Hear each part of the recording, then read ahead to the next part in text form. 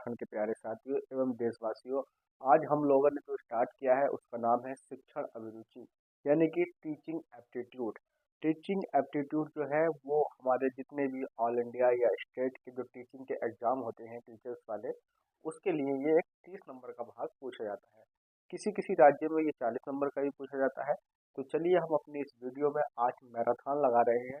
कम से कम ये मैराथन के द्वारा आपके 10 नंबर पक्के हो जाएंगे, क्योंकि आज हम शिक्षण अभिरुचि यानी कि टीचिंग एप्टीट्यूड के अंदर एक लगभग लगभग एक यूनिट आज हम कंप्लीट करेंगे अपनी इस मैराथन की क्लास में। तो क्लास के अंदर बने रहिएगा, चैनल को लाइक जरूर करिएगा, शेयर कर दीजिएगा आगे, क्योंकि सभी तक इन्फॉर्मेशन पहुंच सके। और चैनल को सब्सक्राइब कर लीजिएगा, क्योंकि हमारे चैनल पर आपको विभिन्न प्रकार की क्लासेस दी जाएंगी, जिससे आपके कॉम्पिटिटिव एग्जाम के अंदर आपको एक अच्छा सा स्कोर करने में हेल्प मिलेगी। तो मेरे प्यारे साथियों, हम जैसे कि उत्तराखंड लेक्चरर का जो पेपर आया हुआ है, जिसका एग्जाम 27 अप्रैल 2025 है, स्क्रीनिंग की परीक्षा होनी है। उस स्क्रीनिंग की परीक्षा में टीचिंग एप्टीट्यूड जो है वो 40 नंबर से 30 नंबर के बीच में पूछा जाएगा, जिसमें कि हम उसकी एक यूनिट है, उसको आज हम कंप्लीट कर लेते हैं, जिसे हम एजुकेशन से रिलेटेड जाना जाता है। तो उसके अंदर आज हमने अपनी एक पिछली वीडियो में राधा कृष्ण आयोग को कंप्लीट किया था। तो उसके बाद आज हमने ये क्लास मैराथन क्लास लगाई है। तो इसके अंदर आज हम स्टार्ट करते हैं मुदालिया कमीशन से, जिसे माध्यमिक शिक्षा आयोग भी कहा जाता है। तो चलिए एक बार पुनः आपसे रिक्वेस्ट है कि चैनल को कर लीजिए सब्सक्राइब, लाइक कीजिए, शेयर कीजिए। चलिए आइए वीडियो करते हैं हम शुरू। देखिए इसका नाम है मुदालियर आयोग। मुदालियर आयोग की स्थापना 1952 से 1953 के बीच में हुई थी। इसको हम सेकेंडरी एजुकेशन भी कहते हैं। इससे बहुत सारे सवाल बनते हैं। ठीक है, सवाल के साथ साथ आप टीचर बन रहे हैं तो आपको इतनी बेसिक इन्फॉर्मेशन होनी चाहिए कि टीचिंग आयोग कब कब आए और कैसे कैसे आए। ठीक है, साथ साथ इस आयोग को माध्यमिक शिक्षा आयोग कहते हैं, जैसे मैंने कि आपको बताया। मगर माध्यमिक शिक्षा आयोग बनने से पहले इसकी एक कमेटी बनाई गई थी, जिसे कहा जाता था केंद्रीय शिक्षा सलाहकार परिषद। ये बनी थी आपकी 1949 में, 1949 में।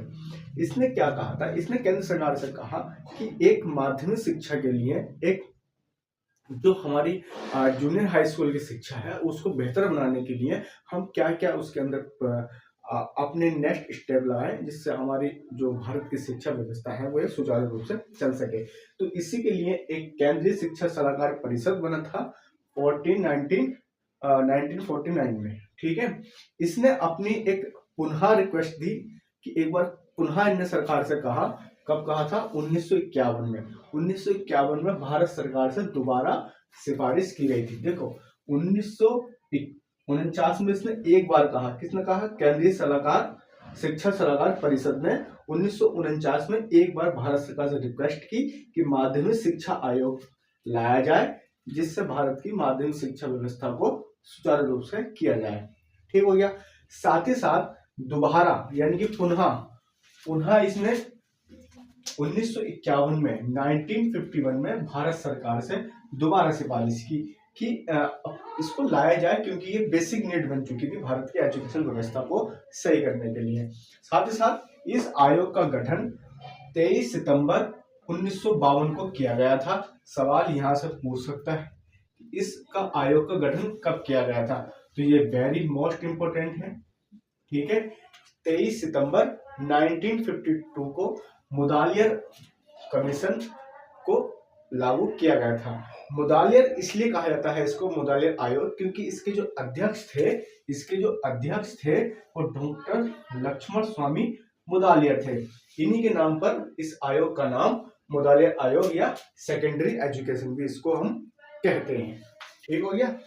इसके अंदर जो थे वो सदस्य थे। माध्यमिक शिक्षा आयोग का गठन 1952 को किया गया था। इसके अंदर कुल सदस्य 10 थे, जिनकी संख्या 10 थी, जिसमें एक अध्यक्ष था, एक सचिव, एक उप सचिव। ठीक है, 7 इसके अन्य सदस्य थे। सचिव जो थे इसके, जो ये सचिव थे, इनका नाम था A.N. वसु। ठीक है, A.N. वसु जो है इसके सचिव थे इस आयोग के। किस आयोग के? सेकेंडरी एजुकेशन के, मुदालियर शिक्षा आयोग के। ठीक हो गया। जो इसके सहायक सचिव थे उनका नाम था डॉक्टर एस.एन. चारी। ठीक है, ये सारे एक सवाल हैं जो महत्वपूर्ण हैं, पेपर में परीक्षा के दृष्टिकोण से ये ज्यादा पूछे जाते हैं। तो आप लोग मेरे प्यारे जितने भी उत्तराखंड के स्क्रीनिंग की परीक्षा दे रहे हैं उनके लिए ये बहुत ही ज्यादा जरूरी है। तो इसलिए चैनल को नीचे लाइक शेयर सब्सक्राइब जरूर कर लें, आगे शेयर कर दें। ठीक है, इसने अपनी रिपोर्ट कब दी थी? इसने अपनी रिपोर्ट दो सवाल दो जगह से बनेगा। ठीक है, ये तो कंफर्म है निश्चित तौर पर, अगर मुदारे आयोग से सवाल बनाता है तो दो सवाल बनने की बहुत ज्यादा गुंजाइश है। एक, इस आयोग कब आया? तो 1992 में ये आयोग बनाया गया था, और 1953 में 29 अगस्त 1953 में इसने अपनी रिपोर्ट दी, और रिपोर्ट दी 240 पेज की। ठीक है, 240 पेज की एक मोटी सी रिपोर्ट पेश करी 29 अगस्त 1952 यानी कि 29 अगस्त 1953 को। ठीक है, 1953 को अपनी रिपोर्ट पेश करी, और इस रिपोर्ट में जो मेन उद्देश्य था, इस आयोग का जो मेन उद्देश्य था वो था तत्कालीन माध्यमिक शिक्षा की समस्याओं का अध्ययन करके उनके संबंध में सुझाव देना था। ठीक है, यानी कि आप लाइन का मतलब समझे, तत्कालीन इमरजेंसी सेकेंडरी एजुकेशन।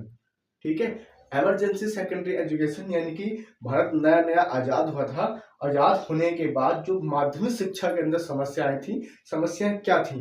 लोग अपने बच्चों को स्कूलों में नहीं भेज रहे थे, जो आ रहे थे वो अब्सेंट हो रहे थे, स्कूल से बच्चों की अब्सेंट थी, अनुशासन नहीं था, बहुत सारी चीजें ऐसी थी जो जो एक गरीब तबका था हमारे देश का, मिडिल क्लास के लोग थे, वो इस शिक्षा को अफोर्ड नहीं कर पा रहे थे। सारी समस्याओं का अध्ययन करने के लिए इस आयोग का गठन किया गया था, और उस समस्याओं का अध्ययन करने के बाद उस पर सुझाव की इस पर मांग की गई थी। ठीक है, साथ ही साथ इसके अंदर इस आयोग की जो सिफारिशें थी, सिफारिशें क्या थी इस आयोग की? माध्यमिक शिक्षा आयोग के जो उद्देश्य थे, यानी कि जो ये उद्देश्य थे, क्या उद्देश्य थे? तत्कालीन माध्यमिक शिक्षा की समस्याओं का अध्ययन करके उनको सुझाव देना था। ठीक है, साथ ही साथ लोकतांत्रिक नागरिकता का विकास करना था हमारे देश के अंदर। जो बालक थे यानी स्टूडेंट्स थे, उनके अंदर लोकतांत्रिक नागरिकता का विकास करना था। साथ ही साथ नेतृत्व यानी कि लीडरशिप की शिक्षा भी प्रदान करनी थी, यानी कि या आप कह सकते हैं कि अपने प्रति ईमानदार बनाया जाना था। ठीक है, इस आयोग का गठन इसलिए किया गया कि बच्चे को, छात्र को अपने प्रति और अपने समाज के प्रति उसको जागरूक करने के लिए किया गया था। ठीक है, साथ ही साथ व्यवसाय यानी कि प्रोफेशनल स्किल डेवलप करने के लिए भी इस आयोग का सुझाव था, उद्देश्य था कि बच्चों के अंदर प्रोफेशनल स्किल कैसे डेवलप की जाए। साथ ही साथ आयोग के अंदर प्राथमिक बेसिक शिक्षा 4 वर्ष की होनी चाहिए, यानी कि जो था अंग्रेजों के टाइम पर जो हमारी माध्यमिक शिक्षा व्यवस्था थी उसको दोबारा पुनः गठन किया गया था। यानी कि हायर जो जो हमारी सेकेंडरी एजुकेशन थी वो पहले हम गुलाम थे, हमारा देश गुलाम था, बाद में हम इंडिपेंड हुए। तो इंडिपेंड होने के बाद जो हमारे देश की जो सेकेंडरी एजुकेशन थी, माध्यमिक शिक्षा व्यवस्था थी, उसको पुनः गठन करने की जरूरत पड़ी। तो पुनः गठन किया गया, पुनः गठन करने के बाद कुछ उसमें संशोधन किए गए। संशोधन क्या किए गए कि जो प्राथमिक बेसिक शिक्षा होगी वो 4 वर्ष की दी जाएगी। जो प्राथमिक बेसिक शिक्षा होगी वो बालक को 4 वर्ष की होनी चाहिए। साथ ही साथ जूनियर माध्यमिक शिक्षा, जिसे हम सीनियर सेकेंडरी भी कहते हैं, या उच्च बेसिक शिक्षा 3 वर्ष की होनी चाहिए, और उच्च माध्यमिक बेसिक शिक्षा 4 वर्ष की होनी चाहिए। यानी कि टोटल माध्यमिक शिक्षा जो है वो 7 वर्ष की इसके अंदर होनी चाहिए। ठीक है, साथ ही साथ इस आयोग ने एक सुझाव और दिया, और सुझाव ये था कि इंटरमीडिएट कक्षाओं को समाप्त किया जाए, पूर्णतः इनको समाप्त कर दिया जाए, और साथ ही साथ इंटरमीडिएट की कक्षाओं को माध्यमिक शिक्षा में, यानी कि जो इंटरमीडिएट कक्षाएं हैं उनको माध्यमिक शिक्षा में, और जो हमारी 12वीं की कक्षा है यानी कि जो 12th की है उसको डिग्री कोर्स में जोड़ दिया जाए। यानी कि कक्षा 12 को डिग्री कॉलेज के साथ डिग्री कोर्स के अंदर उसको जोड़ दिया जाए। ठीक है, ये इस आयोग का सुझाव था। साथ ही साथ इसने कुछ विद्यालय खोलने की भी बात कही, जैसे विशिष्ट विद्यालय खोलने की बात कही, बालिका विद्यालय खोलने की बात कही, पॉलिटेक्निक कॉलेज खोलने की इसने बात कही थी। साथ ही साथ इसने सामान्य सामान्य माध्यमिक विद्यालयों में सह शिक्षा की व्यवस्था की जाए, यानी कि इसने कहा सह शिक्षा। ये कॉलम ध्यान रखना, ये यहाँ से इम्पोर्टेंट सवाल है। ये यहाँ से पूछेगा कि किस शिक्षा आयोग ने, यानी कि किस शिक्षा आयोग ने सह शिक्षा की बात की।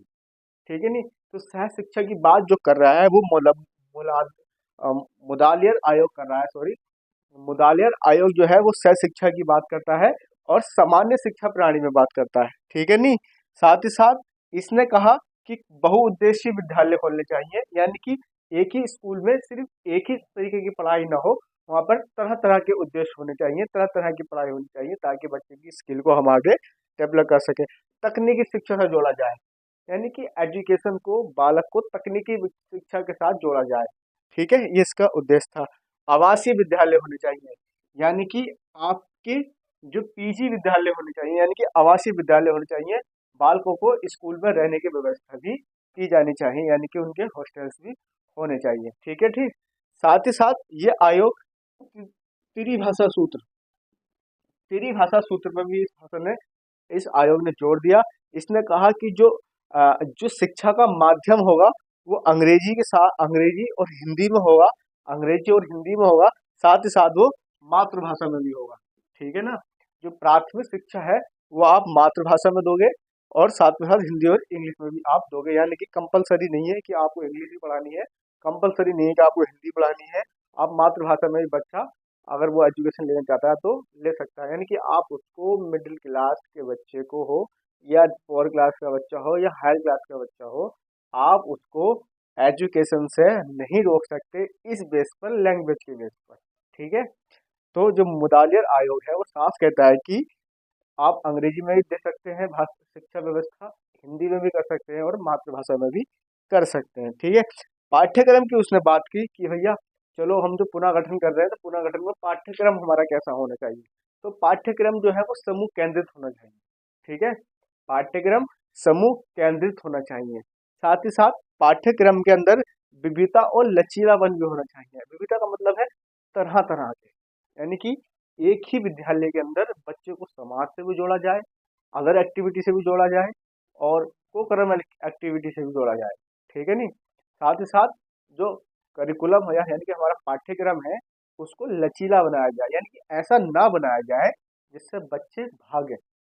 यानी कि देखो उस वक्त पे क्या था, उस टाइम के अंदर बच्चे को स्कूल में रोकना वेरी इंपॉर्टेंट था। ठीक है, मोस्टली बच्चे स्कूल छोड़कर भाग जाया करते थे। कुछ बच्चे आधे दिन आते थे और भाग जाया करते थे, कुछ घंटे घंटे 2 घंटे पढ़े और भाग गए। तो मैनली उस टाइम पर क्या था कि बच्चों को स्कूल में रोका जाए, अनुशासन बनाया जाए। तो अनुशासन के साथ साथ पाठ्यक्रम को लचीला बनाया गया, यानी कि इतना सख्त नहीं बनाया गया कि बच्चे उससे नफरत करें, यानी कि इतना मुलायम बनाया गया कि लचीला बनाया गया कि बच्चे उसमें एडजस्ट कर सके। ऐसे ही प्रेजेंट टाइम में भी शिक्षा व्यवस्था है। प्रेजेंट टाइम की शिक्षा व्यवस्था क्या कहती है कि जो करिकुलम है वो बाल केंद्रित होना चाहिए, यानी कि स्टूडेंट सेंटर्ड होना चाहिए, चाइल्ड सेंटर्ड करिकुलम हमारा होना चाहिए। तो वही व्यवस्था पहले भी थी कि जो करिकुलम आप सेट करेंगे वो तो उस करिकुलम के अंदर आप जो है वो चाइल्ड सेंटर्ड ही होना चाहिए। साथ ही साथ अनुभव की पूर्णता का सिद्धांत भी इसमें लागू किया गया था। ठीक है, साथ ही साथ इसके अंदर समन्वय बनाया गया, समन्वय की बात कही गई, यानी कि एक दूसरे के साथ कैसे कोऑर्डिनेशन करके हमें रहना है, समन्वय बना के रहना है। साथ ही साथ इसमें छुट्टी की भी बात करी, यानी कि वीक में, सॉरी वीक में एक छुट्टी भी इसके अंदर होनी चाहिए। ठीक है, साथ ही साथ इसके अंदर कुछ टेक्स्ट बुक्स की भी बात की। चलिए मैं पहले इसको रफ कर देता हूँ, अगर आपको इसका स्क्रीनशॉट लेना आप स्क्रीनशॉट ले सकते हैं, नोट्स बनाने तो आप नोट्स बना सकते हैं। उत्तराखंड स्क्रीनिंग परीक्षा के लिए ये बहुत ही महत्वपूर्ण एक यूनिट है जो कम से कम 10 नंबर अपने आप में लिए हुए हैं। तो मेरे जितने प्यारे साथी उत्तराखंड प्रवक्ता स्क्रीनिंग परीक्षा की तैयारी कर रहे हैं वो चैनल को सब्सक्राइब कर लें, इस वीडियो को आगे शेयर कर दें। आप आराम से नोट्स बनाइए, वीडियो पॉज करके नोट्स बनाइए, महामैराथन है, सारी चीज़ें कवर कर देंगे इसके अंदर आज हम, निश्चिंत रहें। चलिए मैं 1 मिनट आप रुकिए, मैं इसको थोड़ा सा रफ कर देता हूँ ताकि और चीज़ें हम अच्छे से समझ सकेंगे। ठीक है, साथ ही साथ जिन लोगों ने अभी तक चैनल को सब्सक्राइब नहीं किया है वो पहले चैनल को सब्सक्राइब कर दें, आगे शेयर कर दें, क्योंकि हमारे और भी भाई इस परीक्षा का जो देना चाहते हैं उन तक इसकी फ्री ऑफ कॉस्ट पढ़ाई पहुँच सके। ठीक है, साथ ही साथ अब हम बात कर लेते हैं कुछ पाठ्यक्रम की टेक्स्ट बुक्स के बारे में। ठीक है, टेक्स्ट बुक के बाद हम बात कर लेते हैं कि हमारे जो बुक्स हैं वो कैसी होनी चाहिए। ठीक है, बुक्स हमारी कैसी होनी चाहिए। ठीक है, बुक्स जो है वो राज्य स्तर पर पाठ्यक्रम मंडल बनाना चाहिए। ये आयोग ने बात करी, क्या करी इसमें, राज्य स्तर पर, राज्य स्तर पर जो है वो आप कह सकते हैं कि हमारा पाठ्य वस्तु मंडल बनाना चाहिए। ठीक है, पाठ्य पुस्तक मंडल बनाना चाहिए। ठीक है, जिससे क्या होगा, पाठ्य पुस्तकों को जल्दी जल्दी अपडेट भी करना चाहिए। ये नहीं है कि मतलब एक तरीके से आपने पाठ्य पुस्तक बना दी और 20-30 साल उसी से बच्चों को पढ़वा रहे हैं। यानी कि यहाँ पर दूसरा पॉइंट क्या कहा गया है कि पाठ्य पुस्तकों को पाठ्य पुस्तकों को जल्दी जल्दी यानी कि समय समय पर, या आप कह सकते हैं इसको समय समय पर परिवर्तन करना चाहिए। ठीक है, नहीं, परिवर्तन करते रहना चाहिए। इससे क्या होगा, एक तो इसने आयोग ने बात करी कि टेक्स्ट बुक्स जो है वो राज्य स्तर पर बननी चाहिए।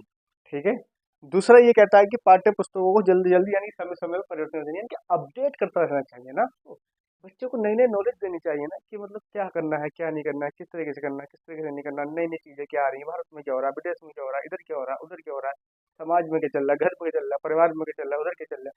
सारी चीजें बच्चों को दे देनी चाहिए ताकि बच्चा सब चीजों से जागरूक हो सके। जागरूक होने के साथ साथ वो अपने आप को वेल डेवलप बना सके, आत्मनिर्भर बना सके। यही हमारा उद्देश्य था मिडिल क्लास का, यानी कि आप कह सकते हैं सेकेंडरी एजुकेशन का, माध्यमिक शिक्षा आयोग का। इसके अध्यक्ष कौन थे, मुदालिर आयोग पढ़ रहे हैं हम, ये बात ध्यान रखना। ठीक है, मुदालिर आयोग पढ़ रहे हैं, कभी कंफ्यूज हो जाओ। ठीक है, कुछ इसने शिक्षा विधि की बात करी है कि आप शिक्षा विधि कैसे, शिक्षण विधि आप कैसे कर सकते हैं, शिक्षण विधि की बात की गई है कुछ। ठीक है, शिक्षण विधि में इसने क्या कहा है, शिक्षण विधि में इसने कहा है कि क्रिया विधि होनी चाहिए। ठीक है, प्रोजेक्ट होना चाहिए, प्रत्येक स्कूल में अच्छे पुस्तकालय होने चाहिए। क्या होना चाहिए, क्रिया विधि होनी चाहिए, क्रिया विधि होनी चाहिए, प्रोजेक्ट कार्य होने चाहिए। ठीक है, अच्छी अच्छे पुस्तकालय होना चाहिए।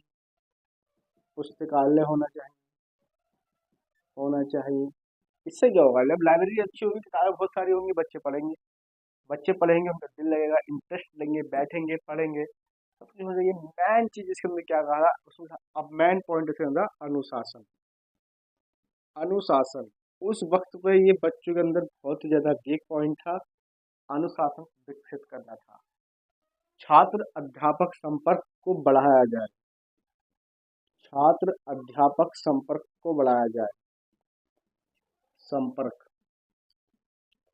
ये लाइन इसलिए कही गई क्योंकि छात्र जब अपने अध्यापक के पास पहुंचेंगे, उससे वार्तालाप करेंगे, किसी पॉइंट पर परामर्श लेंगे, दोनों के बीच अच्छा समन्वय बनेगा। जब अच्छा समन्वय बनेगा तो बच्चा स्कूल में रुकेगा, जब बच्चा स्कूल में रुकेगा तो अनुशासन सीखेगा, जब अनुशासन सीखेगा तो वो स्कूल में अपने शिक्षण कार्य को अच्छे से टीचर्स की हेल्प करेगा। यानी कि टीचर्स की हेल्प मतलब क्या है कि टीचर को पढ़ाना थोड़ी ना सिखाएगा, वो टीचर को पढ़ने में मदद करेगा। यानी कि टीचर पढ़ाएगा, उसको शांतिपूर्वक सुनेगा, सुनने के बाद टीचर के आदेश अनुसार काम करेगा, शिक्षण कार्य जो दिया गया है शिक्षक के द्वारा उस पर अपनी प्रतिक्रिया देगा, कुछ पूछा गया उस पर रिस्पॉन्स करेगा। तो इसलिए जब कम्युनिकेशन अच्छा बनेगा, संप्रेषण अच्छा बनेगा, तो टीचर्स स्टूडेंट के बीच में समन्वय अच्छा होना चाहिए, इस बात को कहा गया। साथ ही साथ यहाँ पे छात्र परिषद को भी कहा गया, छात्र परिषद भी यहाँ पर होनी चाहिए। ठीक है, ये था शिक्षण विधि के साथ साथ शिक्षक अनुशासन। साथ ही साथ धार्मिक शिक्षा की चर्चा की गई, तो शैक्षिक आधार पर धार्मिक शिक्षा दी जाएगी। ठीक है ना। स्वास्थ्य शिक्षा की बात कही गई, स्वास्थ्य शिक्षा में कहा गया कि विद्यालय चिकित्सा सेवा होनी चाहिए, विद्यालय में प्राथमिक जो चिकित्सक सेवा है वो होनी चाहिए। यानी कि अगर थोड़े बहुत बच्चे का स्वास्थ्य खराब होता है तो उसको देख रेख के लिए विद्यालय के अंदर चिकित्सक उपलब्ध होने चाहिए। यानी कि चिकित्सक से मतलब क्या है, प्राथमिक लेवल पे क्या है, यानी कि कुछ ऐसी घटना हो जाती है कि बच्चा मान लो असेंबली में खड़ा है और उसको चक्कर आ गया, बेहोश हो गया, तो वहाँ तत्काल इतना टीचर्स को होना चाहिए, इतनी सामग्री अवेलेबल होनी चाहिए मेडिकल वाली, ताकि उस बच्चे को होश में लाया जा सके। कंडीशन खराब है तो बात की अलग, उसको नजदीकी हॉस्पिटल में भी आप ले जा सकते हैं। ठीक है, साथ ही साथ आप उसको प्राथमिक शिक्षा, प्राथमिक उपचार जिसे कहते हैं, वो आप दे सकते हैं। ऐसी व्यवस्था होनी चाहिए। अध्यापक के बारे में बात कही गई इसके अंदर। अध्यापक में कहा गया कि अध्यापक का वेतन व शर्तों के अनुसार, सेवा शर्तों के अनुसार होना चाहिए। यानी कि जो उनका वेतन है वो मानवीय वेतन होना चाहिए, सम्मानजनक वेतन होना चाहिए, जिससे शिक्षक अपना परिवार अच्छे से चला सकें, ताकि उनका माइंड जो है इधर उधर डिस्टर्ब ना हो, वो फोकस सिर्फ बच्चों पर रखें। साथ ही साथ इसमें टीचर्स के लिए जो ट्रेनिंग है उसकी व्यवस्था की जाए। सरकार ट्रेनिंग की उचित व्यवस्था करे टीचर्स के लिए, समय समय पर टीचर्स को ट्रेनिंग दी जाए, टीचर्स को भी अपडेट करा जाए। जैसे बार बार समय समय पर पुस्तकें आप अपडेट कर रहे हो, बुक्स आप अपडेट कर रहे हो, उसी तरीके से समय समय पर आप टीचर को भी ट्रेनिंग दोगे, टीचर्स को भी अपडेट करोगे। उसके समाज में क्या चल रहा है, उसके आसपास की गतिविधियाँ क्या है, उसके आसपास के देश में क्या हो रहा है, आसपास के स्टेट्स में क्या हो रहा है, तो उसको ट्रेनिंग दी जाएगी।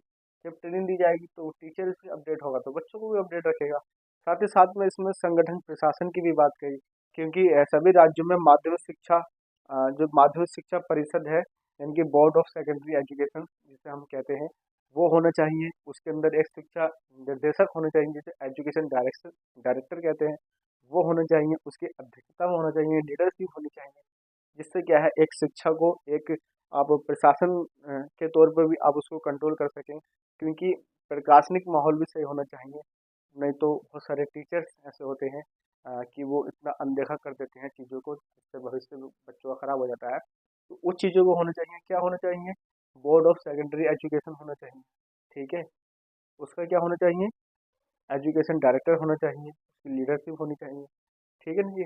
परीक्षा प्रणाली जो है मेन चीज़ है, परीक्षा प्रणाली, परीक्षा प्रणाली, प्रणाली, ये इसके अंदर क्या कर रहा है, मूल्यांकन की नवीन अवधारणाएं लाई जाए, मूल्यांकन की नवीन अवधारणाएं लाई जाए। साथ ही साथ परीक्षा को वस्तुनिष्ठ बनाया जाए, यानी कि क्या बनाया जाए, ऑब्जेक्टिव बनाया जाए, वस्तुनिष्ठता की तरफ ले जाया जाए। ठीक है, जो ये पाठ्यक्रम का मूल्यांकन है वो वस्तुनिष्ठ हो जाए, परीक्षा वस्तुनिष्ठ की जाए, लिखित परीक्षा नहीं ली जाए। साथ ही साथ ग्रेड प्रणाली, यानी कि नंबर सिस्टम को हटाया जाए, ग्रेड सिस्टम लगाया जाए। इससे क्या होता है कि आपका मान लो 80, किसी का आ रहे हैं 40, तो उसमें बच्चा थोड़ा सा डिप्रेशन में चला जाता है। इसलिए इस व्यवस्था को ख़त्म किया जाए और ABC की व्यवस्था की जाए, ग्रेड व्यवस्था की जाए। ठीक है, ग्रेड व्यवस्था की जाए, यहाँ पर इसके अंदर कहा गया है। साथ ही साथ छात्रों को संचय की, यानी कि स्कॉलरशिप भी दी जाए, जिससे बच्चे अपने आप को अपडेट कर सकें। ठीक है, तो अभी तक हम ये मुदालिर आयोग पढ़ रहे थे। मुदालिर आयोग अब कंप्लीट हो चुका है हमारा यहाँ पर। मुदालिर आयोग के बाद अब हम स्टार्ट करते हैं, जिसका नाम है कोठारी आयोग। ठीक है, एक हमारा आया था राधा कृष्ण आयोग, दूसरा बार हमारा आया मुदालिर आयोग। राधा कृष्ण आयोग को विश्वविद्यालय आयोग भी कहते हैं। ठीक है, और दूसरा है हमारा मुदालिर आयोग, जो हमने अभी पढ़ा। राधा कृष्ण आयोग हमारी पिछली वीडियो में आपको मिल जाएगा, आप उसको सर्च करके देख लीजिएगा। दूसरा जो है हमने मुदालिर आयोग पढ़ लिया। अब हम अपनी वीडियो को आगे कंटिन्यू करते हैं, और कंटिन्यू करने के बाद इसमें पढ़ते हैं हम कोठारी आयोग। कोठारी आयोग के अंदर हम बहुत सारी महत्वपूर्ण चीज़ें पढ़ेंगे। उसके बाद हम बहुत सारे इसके NCIT पढ़ेंगे, NT मतलब शिक्षा अध्यापक शिक्षा परिषद पढ़ेंगे। बहुत सारी चीज़ें हैं, यूनिट है पूरी, बेफिक्र रहिए, महा मैराथन है ये। आपको एक ही क्लास के अंदर 10 नंबर कंप्लीट हो जाएंगे, एक ही क्लास 10 नंबर आपके। तो चलिए मैं इसको रफ कर देता हूँ, तब तक आप पानी पी लीजिए।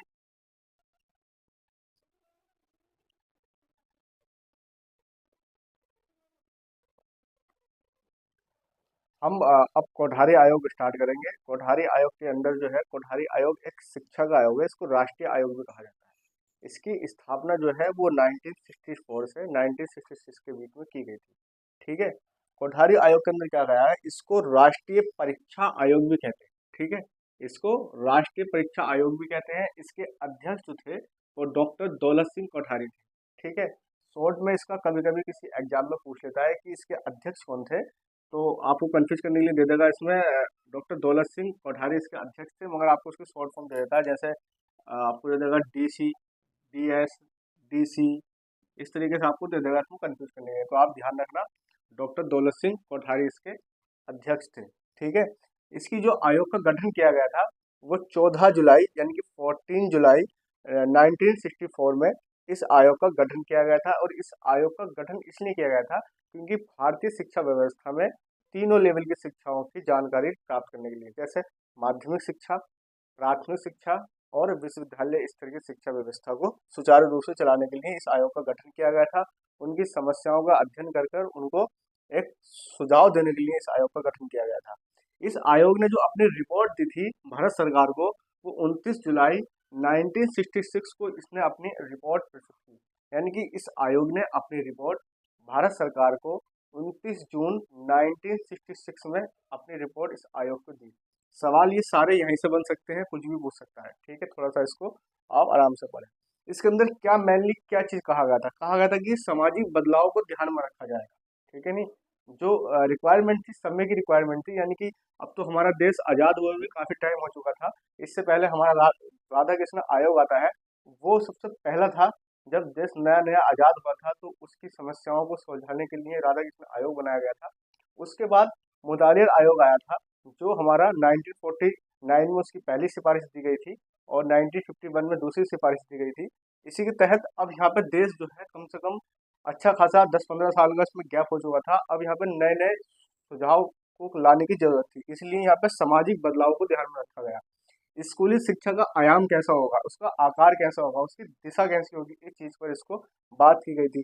रिपोर्ट में जो है वो 23 सिफारिशें दी गई थी, ठीक है। 23 मैन पॉइंट पर काम किया गया था, जिनकी संख्या 23 थी। 23 सिफारिशें ऐसी थी कि जिसको एक आप कह सकते हैं कि वो मैनली थी, मैन महत्वपूर्ण वाली थी, क्योंकि उस पर तो 100% आपको काम करना ही करना है। तो ये इस तरीके से थी हमारी 23। इस आयोग के जो सदस्य थे, यानी कि टोटल जो मेंबर थे इस आयोग में, जो वो थे आपके 70, यानी कि 17 मेंबर थे आपके इस आयोग के, जो इस आयोग में काम कर रहे थे। जैसे कि मैंने आपको बताया, इसका जो सिफारिश थी वो किस किस में जहाँ काम करेगी, जैसे मैंने आपको बताया था प्राथमिक शिक्षा, माध्यमिक शिक्षा और विश्वविद्यालय शिक्षा पर इसको अपने सुझाव देने थे। यानी कि जो इस तीनों के अंदर देखो, राधा कृष्ण आयोग जो आया था वो सिर्फ विश्वविद्यालय स्तर पर आया था, ठीक है। उसने विश्वविद्यालय स्तर की ही अपनी समस्याओं को सुलझाया था। मुदालिर आयोग जो आया उसने माध्यमिक शिक्षा को लेकर काम किया था।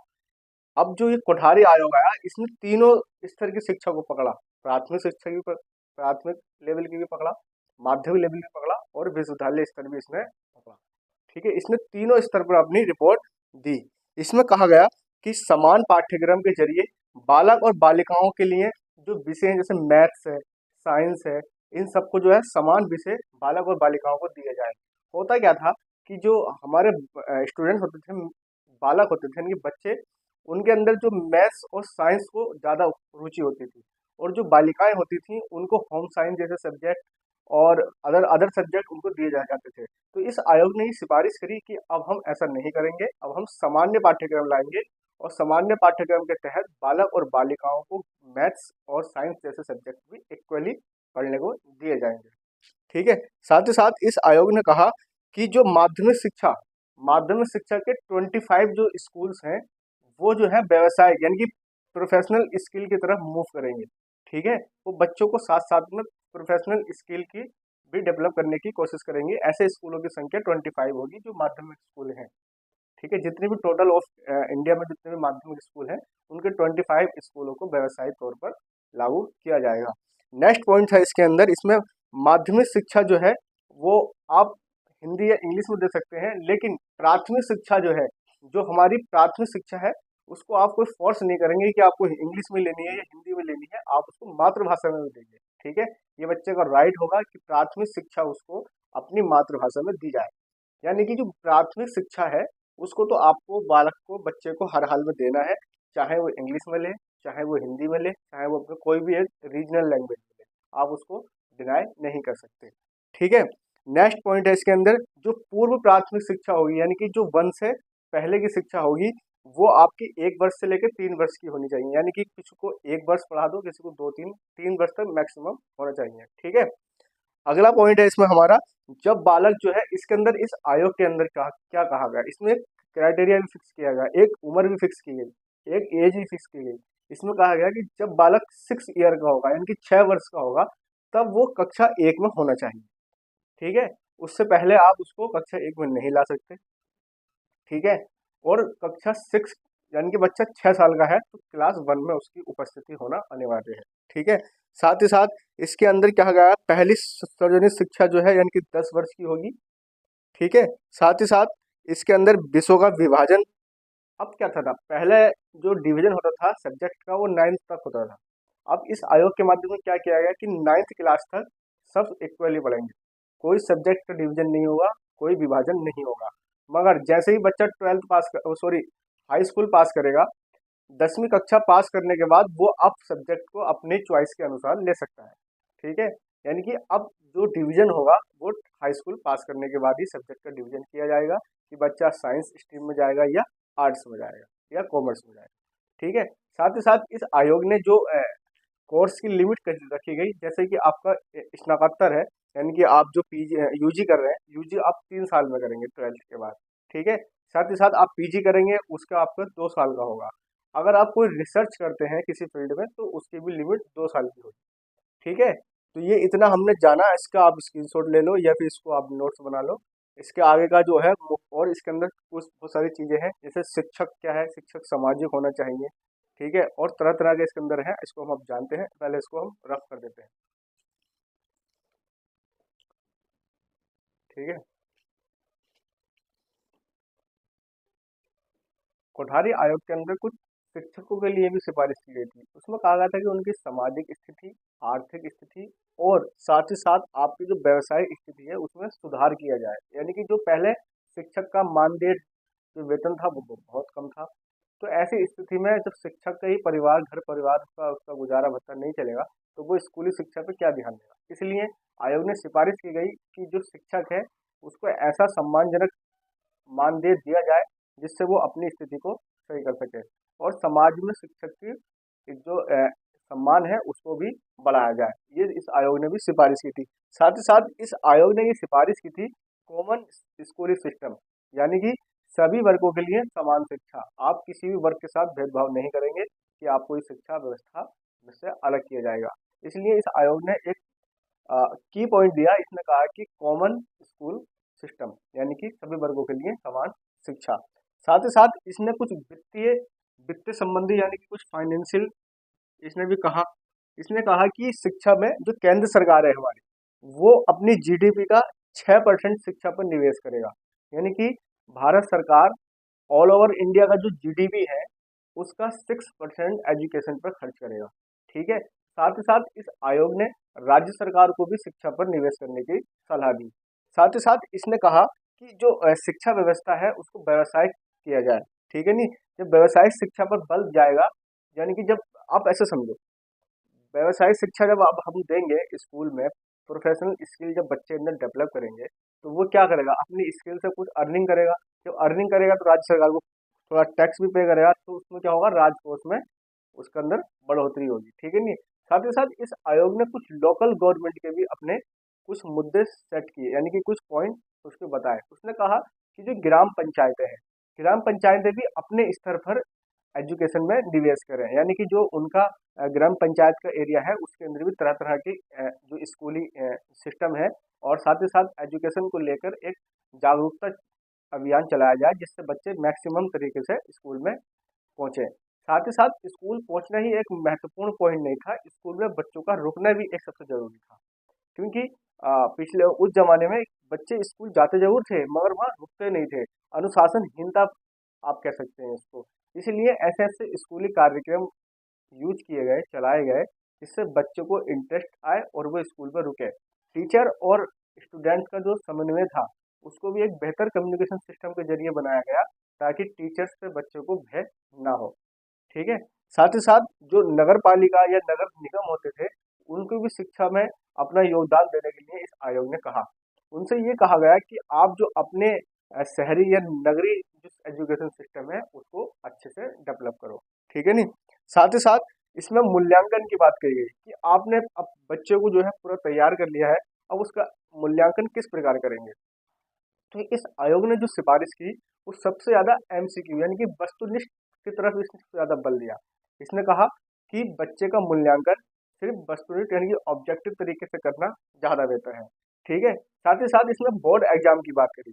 इसने कहा कि बोर्ड एग्जाम में जो हम नंबर देते हैं उस नंबर सिस्टम को खत्म किया जाए और एक सांकेतिक नंबर दिया जाए, यानी कि ये उसको सांकेतिक नंबर दिया जाए ताकि कुछ नंबर की जो परसेंटेज है उससे बच्चे के माइंड पर कोई गलत प्रभाव नहीं पड़े, यानी कि नकारात्मक प्रभाव से बचाने के लिए नंबर सिस्टम को हटाकर सांकेतिक भाषा का उपयोग किया जाए, यानी कि सांकेतिक भाषा का उपयोग किया जाए। साथ ही साथ माध्यमिक शिक्षा में जो माध्यमिक स्कूल है उसमें ज्यादातर मौखिक परीक्षा यानी कि मौखिक मूल्यांकन किया जाए, वाइवा टाइप से लिया जाए ताकि बच्चे का जो ज्ञान है उसको स्थायी किया जाए।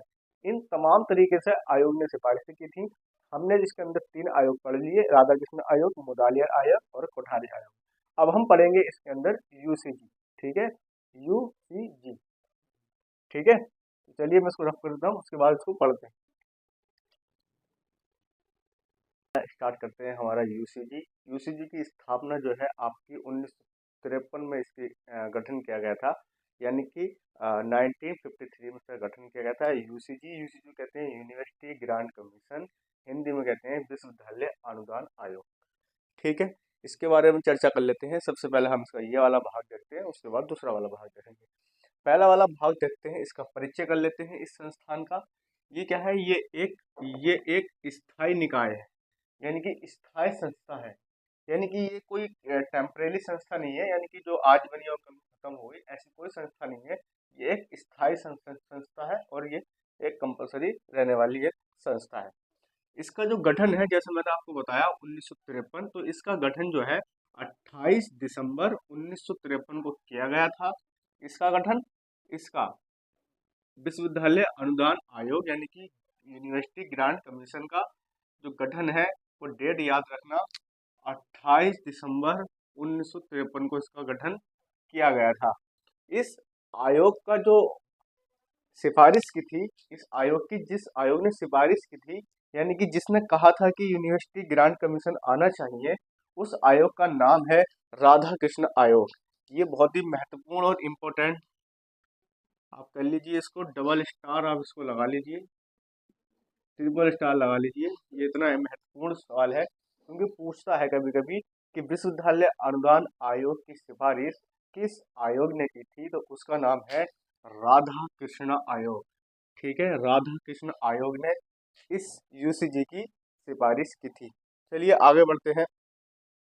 9 नवंबर नवंबर 1956 को इसने अपनी रिपोर्ट दी, यानी कि इस आयोग का यूसीजी आयोग का गठन 1953 यानी कि 1953 में किया गया। इसने अपनी रिपोर्ट नवंबर 1956 को दी। इसके तहत यूसीजी एक्ट 1956 के तहत इसको संवैधानिक निकाय बना दिया गया, ठीक है। कौन सा, संवैधानिक, ये चीज ध्यान रखना, ठीक है, संवैधानिक निकाय बना दिया गया। सवाल यहीं से पूछेगा पेपर में आपसे कि यूसीजी को किस एक्ट के तहत संवैधानिक निकाय बनाया गया, तो यूसीजी एक्ट 1956 के तहत इसको संवैधानिक निकाय बनाया गया। ये बहुत ही महत्वपूर्ण सवाल है, इसको आप ध्यान रखना। इसका जो मुख्यालय है, इसका मुख्यालय नई दिल्ली में है, ठीक है, इसका मुख्यालय नई दिल्ली में स्थित है, ठीक है। और इसके अपने कुछ क्षेत्रीय कार्यालय भी हैं, यानी कि देखिए ऐसा है, किसी भी चीज को विस्तारित करने के बाद उसको कंट्रोल करने के लिए जगह जगह पर उसकी सब ब्रांचेस बनाई जाती हैं ताकि उसको अच्छे से हैंडल किया जा सके। इसी तरीके से इसी तर्ज पर यूसीजी ने अपने क्षेत्रीय कार्यालय खोले, इनकी संख्या थी 6, ठीक है, 6 संख्या थी।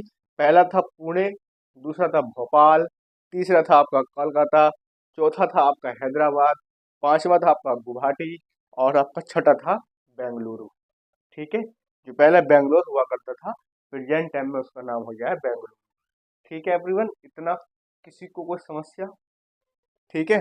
चलिए आगे बढ़ते हैं, इसका कुछ बैकग्राउंड चेक करते हैं कि मतलब इसमें क्या बैकग्राउंड था।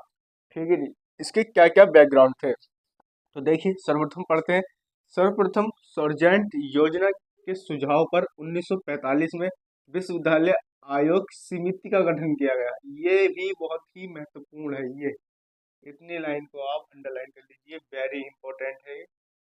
ठीक है, वर्ष 1945 में सर्जेंट कमीशन की सुझाव पर क्या कहा गया, विश्वविद्यालय अनुदान समिति बनाई गई। ठीक है, पहले अनुदान समिति बनाई गई, विश्वविद्यालय आयोग बाद में बना। 1945 में विश्वविद्यालय अनुदान समिति बनाई गई।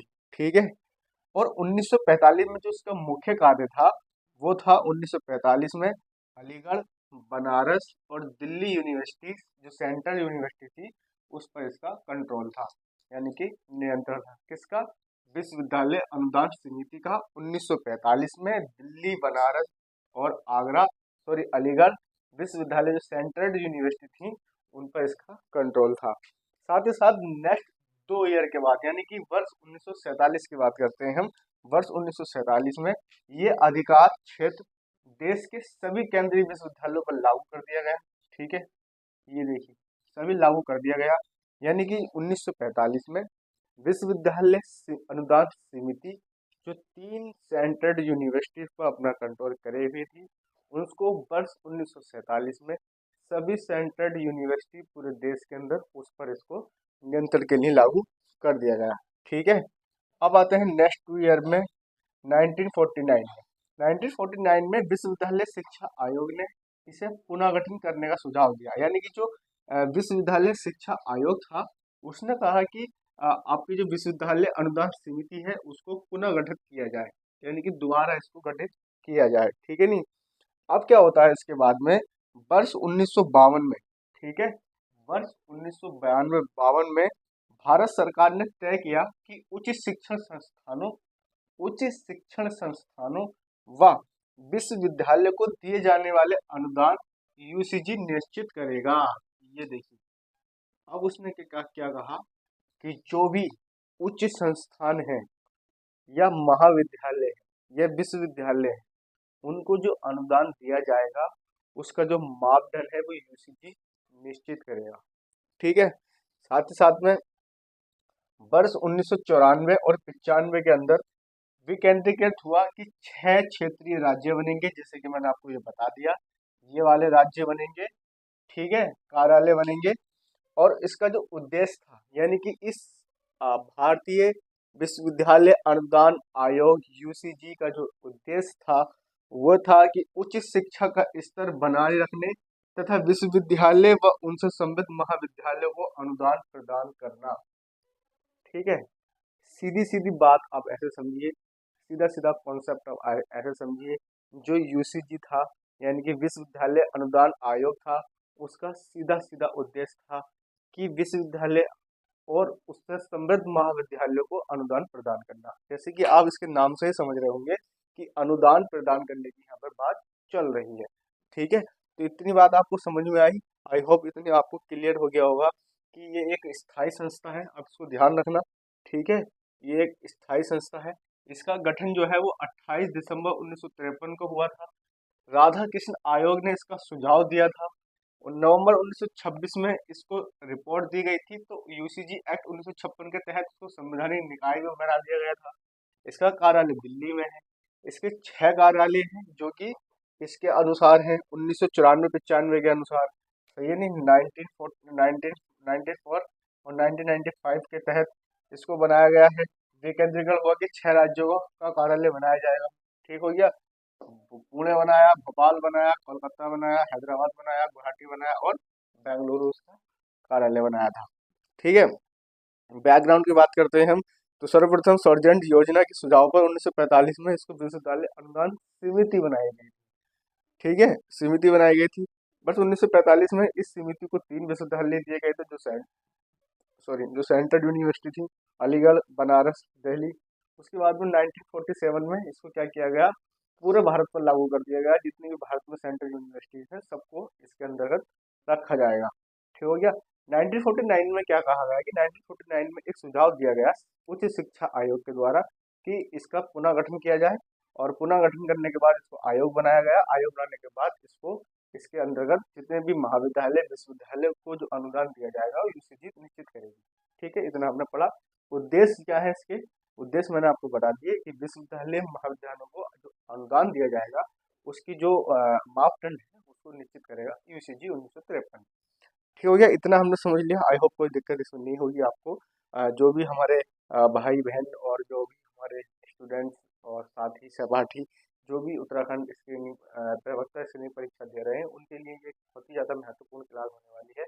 मैराथन लगा रही है, तो आपसे इतना रिक्वेस्ट है कि चैनल को लाइक कर दें, शेयर कर दें और सब्सक्राइब तो जरूर ही कर दें, क्योंकि सब्सक्राइब करने से ही हमको आपके मोटिवेशन मिलता है। ठीक है, तो इसको शेयर जरूर करें तब ताकि जितने भी हमारे स्टूडेंट्स हैं जो भी स्क्रीनिंग परीक्षा की तैयारी कर रहे हैं उन तक इसकी इन्फॉर्मेशन पहुंच सके।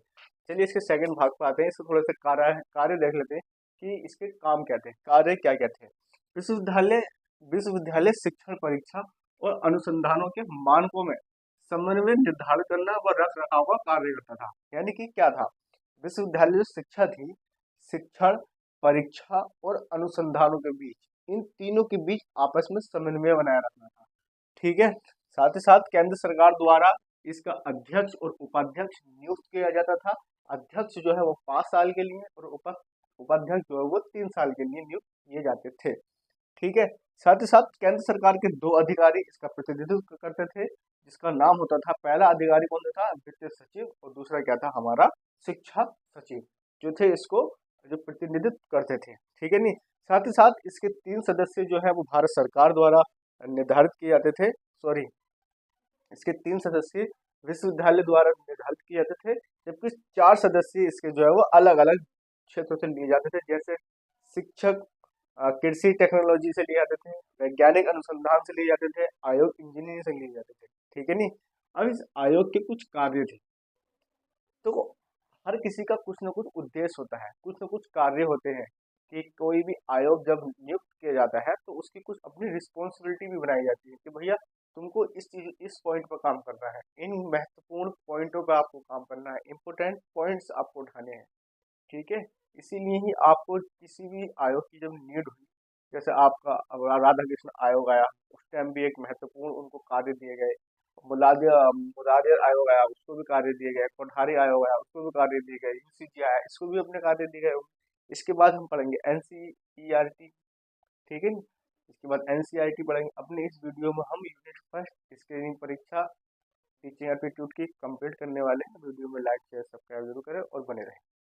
ठीक है, कार्य के आयोग के कार्य क्या थे?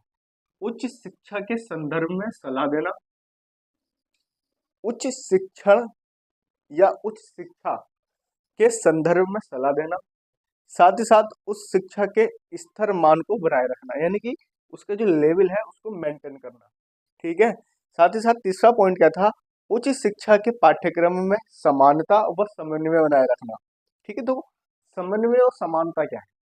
समानता होती है कि सभी के लिए समान शिक्षा, और समन्वय ये होता है कि शिक्षण और शिक्षा तथा तमाम प्रकार के जो कार्य होते हैं उनके बीच में आपस में एक अच्छी सी सहमति बनाकर रखना, समन्वय बनाकर रखना।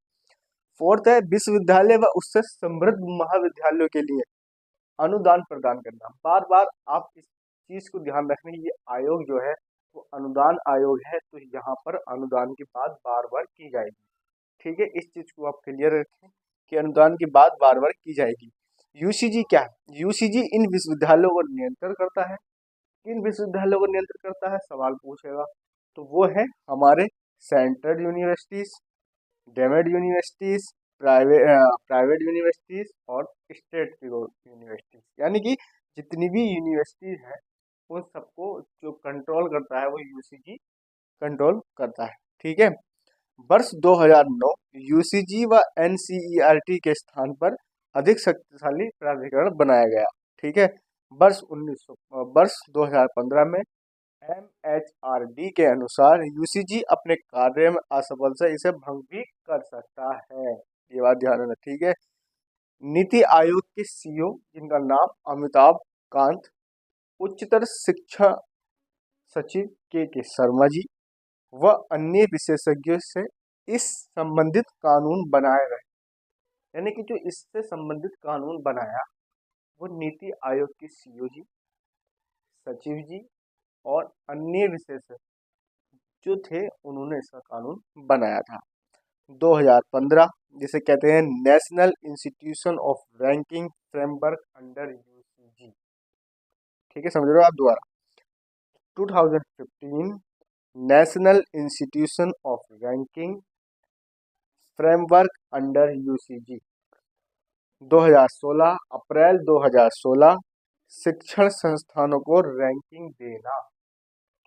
अब आप मुझे बताइए, अप्रैल 2016 विश्वविद्यालयों को रैंकिंग देना या महाविद्यालयों को रैंकिंग देना, ये काम कौन करेगा? यूसीजी करेगा। और किस बेस पर करेगा? वो यूसीजी ने जो अपने मापदंड तय किए हैं उसके अनुसार वो देखेगा कि यूनिवर्सिटीज के अंदर कितना परीक्षा परिणाम पॉजिटिव है, कितना नेगेटिव है, क्या क्या इसकी फैसिलिटीज़ हैं, क्या क्या इसके अंदर दिया जाता है। सब चीज़ों को जो उसने अपने मापदंड बनाए रखे हैं उस पर यूनिवर्सिटी विश्वविद्यालय अगर खड़े उतरते हैं तो उनको रैंकिंग दी जाती है, first position, second position, third position. इस तरीके से ये हमारा यूसीजी का काम होता है। विश्वविद्यालय अनुदान आयोग 1953, आप लोग इसका स्क्रीनशॉट ले सकते हैं। मैं जाके पीछे हट जाता हूँ और इसके बाद पढ़ते हैं हम NCERT। ठीक है, तो आई होप स्क्रीनशॉट ले लिया होगा। लाइक, चैनल सब्सक्राइब करें। ठीक है, चलिए मैं इसको करता हूँ। अब हिसाब से रहिएगा। आपको स्क्रीनिंग परीक्षा 2025 जो 27 अप्रैल को होने वाली है, जिसकी डेट आगे बढ़ गई है, तो उसके लिए एक ये महत्वपूर्ण क्लास है, मैराथन है। साथ ही साथ जो बच्चे बीएड कर रहे हैं उनके लिए भी अच्छा है, जो एमएड कर रहे हैं उनके लिए भी अच्छा है, जो एजुकेशन पढ़ रहे हैं उनके लिए क्लास बहुत ज़्यादा महत्वपूर्ण है। तो चलिए स्टार्ट करते हैं हम NCERT। तो NCERT की स्थापना 1 सितंबर 1961 को हुई थी, यानी कि 1 सितंबर 1961 को हुई थी। ठीक है, इसका मुख्यालय दिल्ली में है। इसके अपने 4 क्षेत्रीय मुख्यालय है। यूसीजी के 6 क्षेत्रीय मुख्यालय थे, यानी कि 6 जो उनके लोकल रीजन का ऑफिस थे। और इसके NCERT के 4 हैं लोकल के। पहला है आपका अजमेर में है, दूसरा मैसूर में है, तीसरा आपका भुवनेश्वर में है और चौथा आपका भोपाल में है। इसके अपने ये क्षेत्रीय कार्यालय है। इसके NCERT के NCERT की फुल फॉर्म क्या होती है? पहले तो आप इसकी फुल फॉर्म जान लें या लिख लें। National counselling of education, national counselling of education and sorry national counselling of education research and क्या है? Training, training. ठीक है, राष्ट्रीय शैक्षिक अनुसंधान परीक्षण परिषद, national counselling of education research and training, इसका नाम हो गया पूरा। ठीक है, इसकी स्थापना 1 सितंबर 1961 को की गई थी। इसका मुख्यालय दिल्ली में है। इसके 4 अपने मुख्यालय हैं, क्षेत्रीय मुख्यालय। पहला अजमेर है, दूसरा मैसूर है, तीसरा भुवनेश्वर है और चौथा भोपाल है। ठीक है, ये संस्था भारत सरकार की वित्तीय सहायता से संचालित होने वाली स्वतः संगठन है, यानी कि जो ये भारत सरकार की वित्तीय सहायता से चलने वाली संस्थान है और यह स्वतः संस्थान है। ठीक हो गया, इतना आपको क्लियर हो गया होगा। इसका जो रजिस्ट्रेशन है, इस संस्थान को जो रजिस्ट्रेट किया गया था वो सोसाइटी एक्ट ऑफ 1860 के हिसाब से किया गया था। ठीक है, सोसाइटी एक्ट ऑफ 1860 के तहत हुआ था। ठीक है, जो 1860 में जो सोसाइटी एक्ट बना था उस एक्ट के अंतर्गत NCERT का रजिस्ट्रेशन हुआ। रजिस्ट्रेशन एक्ट 1860 में हुआ। ठीक है, शिक्षा के क्षेत्र में राष्ट्रीय स्तर का संगठन बनाना इसका कार्य था। ठीक है, राष्ट्र शिक्षा के क्षेत्र में राष्ट्रीय स्तर पर संगठन है ये। ठीक है, क्या है? शिक्षा के क्षेत्र में राष्ट्रीय स्तर पर पूरे भारत की बात चल रही है। National counselling of education research and training इसका नाम है। तो ये पूरे भारत की बात कर रहा है। ठीक है, अब इसका उद्देश्य क्या था? विद्यालय स्तर की शिक्षा में सुधार लाने का इसका कार्य था। यानी कि जो भारतीय विद्यालय शिक्षा थी, यानी कि जो स्कूलों की पढ़ाई थी, स्कूलिंग एजुकेशन थी, उसमें सुधार लाना एनसीईआरटी का मुख्य कार्य था। ठीक है। साथ ही साथ इसके जो कार्य थे, कार्य जो इनके एनसीईआरटी के प्रमुख कार्य हम देख लेते हैं। तो मनोवैज्ञानिक आधारित विज्ञान शिक्षा, ठीक है, शिक्षक शिक्षा, क्षेत्रीय सेवा, दार्शनिक आधार, ये इसके कार्य थे। शोध पत्रिका तथा शैक्षिक उद्देश्य पर काम करना। ठीक है।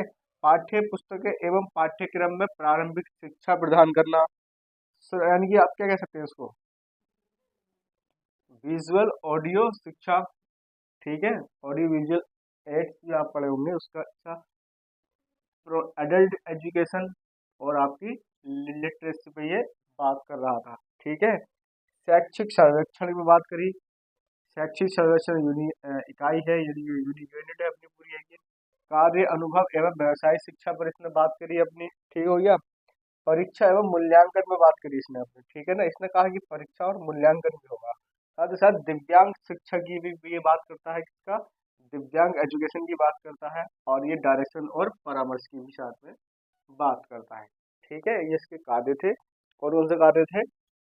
मनोवैज्ञानिक आधारित विज्ञान शिक्षा होनी चाहिए, शिक्षक शिक्षा होनी चाहिए, क्षेत्रीय सेवा होनी चाहिए, दार्शनिक आधार होना चाहिए, शोध पत्रिका तथा शैक्षिक योग शोध होना चाहिए, पाठ्य पुस्तकें एवं पाठ्य प्रारंभिक शिक्षा होनी चाहिए, ऑडियो विजुअल शिक्षा होनी चाहिए, एडल्ट एजुकेशन होनी चाहिए, लिटरेसी की बात कर रहा है, शैक्षिक सर्वेक्षण इकाई, कार्य अनुभव एवं व्यवसाय शिक्षा की बात कर रहा है, परीक्षा एवं मूल्यांकन की बात कर रहा है, साथ ही साथ दिव्यांग शिक्षा और डायरेक्शन एंड परामर्श की भी साथ में यहाँ पर बात कर रहा है। कौन?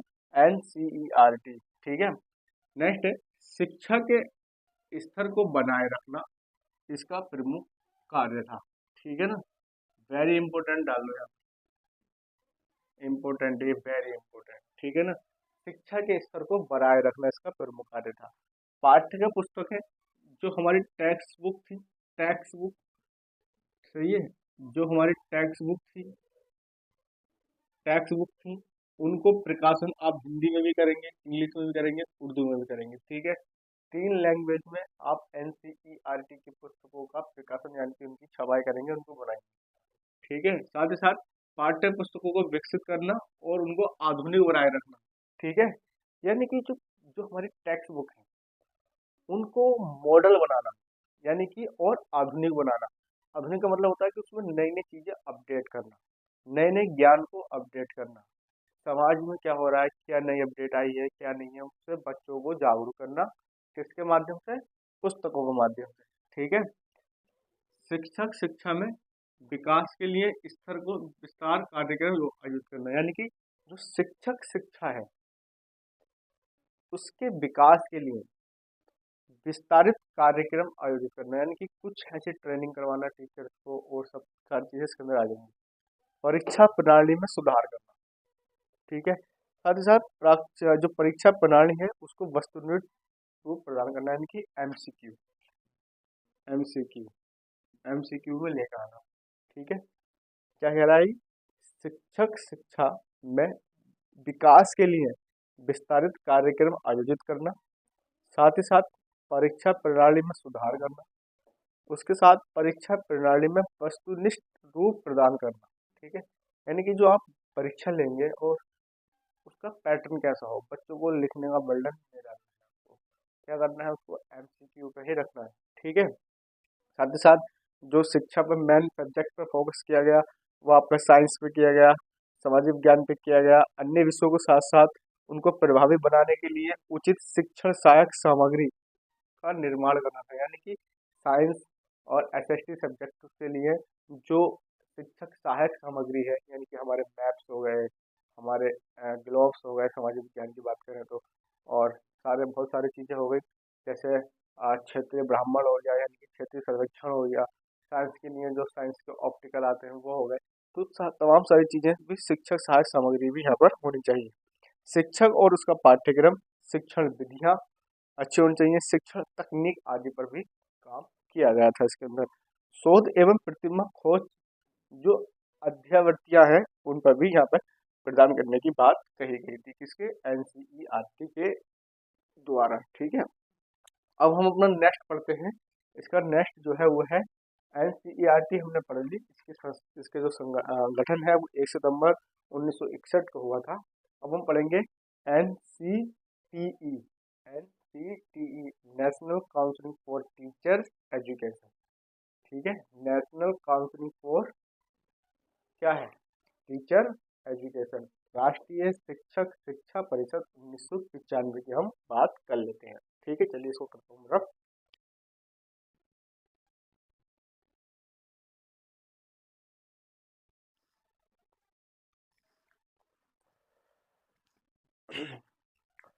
एन एनसीईआरटी पढ़ने के बाद अब हम पढ़ेंगे एनसीटीई, यानी कि national council for teaching education. ठीक है, टीचिंग एजुकेशन यानी कि राष्ट्रीय शिक्षक शिक्षा परिषद 1995 यानी कि 1995। तो मेरे प्यारे जितने साथी हैं जो वीडियो देख रहे हैं, उन सबसे मेरी रिक्वेस्ट है कि वो चैनल को सब्सक्राइब कर लें, आगे शेयर कर दें, ताकि इसकी इन्फॉर्मेशन, इस चैनल की इन्फॉर्मेशन सभी तक पहुंच सके। तो चलिए मेरे प्यारे साथियों, अब हम जो है अपने इस क्लास के अंदर जो कंटिन्यू कर रहे हैं, इसमें हम पढ़ते हैं अब एनसीईआरटी। देखो, जिसको भी मैंने ये लाइव क्लास नहीं ली है, क्योंकि लाइव क्लास लेता तो 2 घंटे या 1 घंटा आप लोगों को बहुत टफ पड़ जाता, इसलिए ये वीडियो है, आप इसको रुक रुक कर भी देख सकते हैं और अपनी सुविधा अनुसार इसे शेयर भी कर सकते हैं, ताकि सभी स्टूडेंट्स जो हैं वो अच्छे से उत्तराखंड प्रवक्ता स्क्रीनिंग परीक्षा की तैयारी कर सकें। और सभी को मेरी शुभकामनाएं हैं कि उनका भविष्य उज्जवल हो। तो चैनल को लाइक शेयर सब्सक्राइब जरूर करें। चलिए हम करते हैं स्टार्ट। एनसीटीई राष्ट्रीय अध्यापक शिक्षा परिषद 1973 से 1995 के बीच से पहले तक एनसीईआरटी के शिक्षक शिक्षा विभाग में एक सलाहकार निकाय के रूप में ये स्थापित किया गया था। यानी कि जो एनसीटीई है, इसको 1973 से 1995 के बीच इसको जो है वो शिक्षक शिक्षा विभाग में एक सलाहकार यूनिट के रूप में इसको हमने भारत सरकार ने इसको स्थापित किया था। ठीक है, साथ जो कि जो शिक्षक शिक्षा से संबंधित सभी मामलों पर, यानी कि जो टीचर एजुकेशन से संबंधित सभी मामलों पर केंद्र और राज्य सरकारों को सलाह देने का कार्य करता था। यानी कि जो ये है, यानी कि एनसीटीई है, इसका कार्य क्या था, पहले ये सलाहकार नियुक्ति किया गया था 1973 से 1995 बीच में, उसको सलाहकार यूनिट के रूप में नियुक्त किया गया था। इसका काम क्या था, इसका काम था टीचर एजुकेशन से संबंधित सभी मामले जो केंद्र सरकार और राज्य सरकार को सलाह देना। ठीक है, साथ ही साथ नेक्स्ट पॉइंट में क्या कह रहा है, परंतु शैक्षणिक क्षेत्रों में शैक्षिक क्षेत्रों में अपने सराहनीय कार्य के बावजूद, यानी कि जो शैक्षिक क्षेत्र में इसने बहुत अच्छा काम किया, उस काम करने के बावजूद भी ये शिक्षक शिक्षा में मानकों के रख रखाव और घटिया शिक्षक शिक्षा संस्थानों के प्रसार को रोकने में नाकाम रहा। यानी कि जो ये आपका सलाहकार यूनिट थी, इस यूनिट का काम था राज्य और केंद्र सरकार को सलाह देना, मगर ये अपना इसके अंदर जितने जो शैक्षणिक क्षेत्रों में कार्य किया वो बहुत अच्छा कार्य किया, मगर शिक्षक शिक्षा के कार्य इसने घटिया प्रकार के जो प्रसार था उस टाइम पर, उसको रोकने में ये नाकाम रहा। ठीक है, एनईपी नेशनल एजुकेशन पॉलिसी 1986 यानी कि 1986 और कार्य योजना 1992 के शिक्षक शिक्षा के क्षेत्र में गुणात्मक सुधार के लिए एक राष्ट्रीय परिषद की स्थापना की कल्पना की गई थी। ठीक है, आप इसको ध्यान रखें। राष्ट्रीय एजुकेशन पॉलिसी 1986 और कार्य योजना 1992 में शिक्षक शिक्षा के क्षेत्र में गुणात्मक सुधार के लिए एक राष्ट्रीय परिषद की स्थापना की परिकल्पना यहाँ पर की गई थी। साथ ही लिखा है कि एनसीटीई अधिनियम 1993 के द्वारा, समझ रहे हो आप, इसको किसके लिए बनाया गया था, एनसीटीई अधिनियम 1993 के द्वारा 17 अगस्त 1995 को एक संवैधानिक निकाय के रूप में इसको बनाया गया। ठीक है, एक संवैधानिक निकाय के रूप में इसको बनाया गया। कब? 17 अगस्त 1995 को। ठीक है, ये बात ध्यान रखना। कौन सा अधिनियम था? NCTE अधिनियम 1993 के तहत इसको बनाया गया था। 17 अगस्त 1995 के रूप में संवैधानिक निकाय के रूप में राष्ट्रीय अध्यापक शिक्षा परिषद की NCT की स्थापना यहाँ पर की गई थी। ठीक है, इसकी स्थापना यहाँ पर की गई थी। अब इस क्या है, NCTE के कार्य क्या है, किस कार्यों पर ये काम करेगी, उसके बारे में थोड़ी चर्चा कर लेते हैं। वो है शिक्षक शिक्षा के विभिन्न पहलुओं से संबंधित सर्वेक्षण पर काम करेगी और उसके अध्ययन को प्रकाशित करने का ये लिए काम करेगी। ठीक है, साथ ही साथ क्या है, शिक्षक शिक्षा के क्षेत्र में, शिक्षक शिक्षा के क्षेत्र में उपयुक्त योजनाओं और कार्यक्रमों के लिए केंद्र और राज्य सरकार, विश्वविद्यालय, UCG और मान्यता प्राप्त संस्थानों से सिफारिश करेगी। ठीक है ना, क्या करेगी ये? शिक्षक शिक्षा के क्षेत्र में, शिक्षक शिक्षा के क्षेत्र में उपयुक्त योजनाओं और कार्यक्रमों के लिए केंद्र व राज्य सरकार, विश्वविद्यालय, UCG और मान्यता प्राप्त संस्थानों से सिफारिश करने का कार्य इसका किया गया था। ठीक है, साथ ही साथ देश के शिक्षक और उसके विकास का समन्वय और निगरानी करना, यानी कि जो भारत में टीचर्स हैं स्कूलों के अंदर, उनको और उनके कार्यों के बीच में समन्वय रखना और सरकार और उनके बीच में उसको निगरानी के रूप में भी कार्य करने का इसका महत्वपूर्ण कार्य था। साथ ही साथ कहा गया है, शिक्षक शिक्षा के क्षेत्र में, शिक्षक शिक्षा में पाठ्यक्रम प्रशिक्षण की किसी भी श्रेणी के लिए मानदंड निर्धारित करना। ठीक है ना, यानी कि उसके क्या क्या मैनेजमेंट यानी कि मानदंड होंगे उनको निर्धारित करना भी इस संस्थान का काम था। दूसरा पॉइंट क्या कह रहा है, मान्यता प्राप्त संस्थानों को नए पाठ्यक्रम प्रशिक्षण शुरू करने के लिए और शारीरिक शिक्षण सुविधाएं के रूप में के निकाय के रूप में इसको योग्यता आदि दिया जाना कार्य किया गया था। ठीक है, तो ये शिक्षक शिक्षा के विभिन्न क्षेत्रों में नवाचार और अनुसंधान को बढ़ावा देना, यानी कि अब इस पॉइंट को हम समझते हैं। ये पॉइंट है इसका इम्पोर्टेंट, इसको समझते हैं। शिक्षक शिक्षा के विभिन्न क्षेत्रों में, ठीक है नी, यानी कि टीचर की एजुकेशन के विभिन्न क्षेत्रों में नवाचार यानी कि आधुनिक, ठीक है, यानी कि उनको अपडेट करना और अनुसंधान इनकी रिसर्च को बढ़ावा देना। उनके टॉपिक जैसे मान लो मैं अभी आपको पढ़ा रहा हूँ कि टीचर एप्टीट्यूड, तो टीचर एप्टीट्यूड में क्या क्या नई नई चीज़ों को ऐड किया गया है वो मुझे टीचर एजुकेशन से पता चलेगा।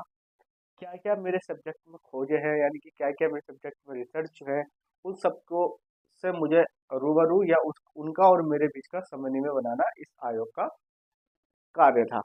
ठीक है, साथ ही साथ मान्यता प्राप्त कार्यक्रम इस संस्था के द्वारा किए गए वो थे 28 नवंबर 2014 को संशोधित विनियम और मानदंड और मानक अधिनियम सूचित जारी करना था, जिसके अंतर्गत कुछ कोर्स भी चलाए गए, जैसा था पूर्व विद्यालय शिक्षा में डिप्लोमा DPSE, ठीक है, प्रारंभिक शिक्षा में डिप्लोमा DLED, ठीक है, फिर आ गया आपका BLED, फिर आ गया आपका BEd, फिर आ गया MEd, फिर आ गया DPAD, फिर आ गया MPAD और आदि। ठीक है, तो ये इतनी सारी, आप इसका एक स्क्रीनशॉट ले लीजिए और हम इसके बाद जो है अपना पढ़ेंगे नेक्स्ट वाला, अभी एजुकेशन पॉलिसी NEP 1986। ठीक है, आप इसका स्क्रीनशॉट ले लीजिए, जब तक मैं इसको रफ कर देता हूँ।